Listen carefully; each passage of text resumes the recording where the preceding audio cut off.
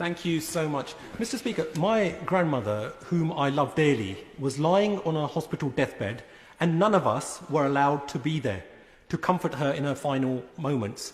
I couldn't even carry her coffin on my shoulders. I also had to endure the agony of watching alone online the funeral of my uncle, my fun-loving uncle, and we were not there to comfort my brother-in-law's father, who had somehow contracted COVID in a Slough care home during his final moments. All this because we followed government guidance.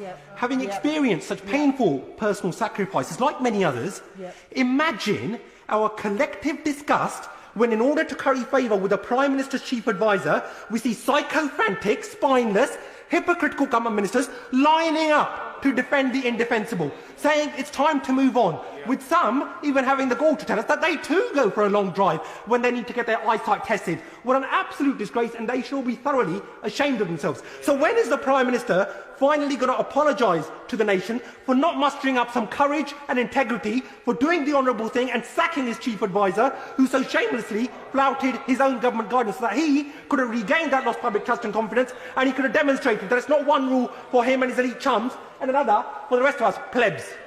Well said. It is very emotional, and Prime Minister.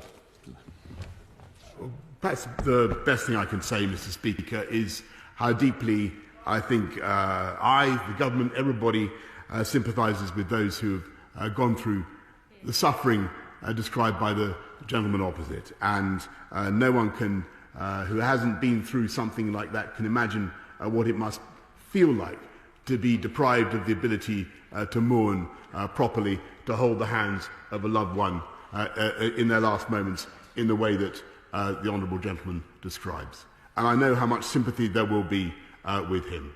I take his criticisms most sincerely of the government and everything that we have done, but all I can say, we have tried throughout this pandemic to minimise human suffering, to minimise loss of life, and for where we have, and for, as I've said before, when he asks me to apologise, I do. I apologise for the suffering that the people of this country have endured, and all I can say is that nothing I can say or do can take back the lost lives, the lost time spent with loved ones that he describes, and I'm deeply, deeply sorry for that.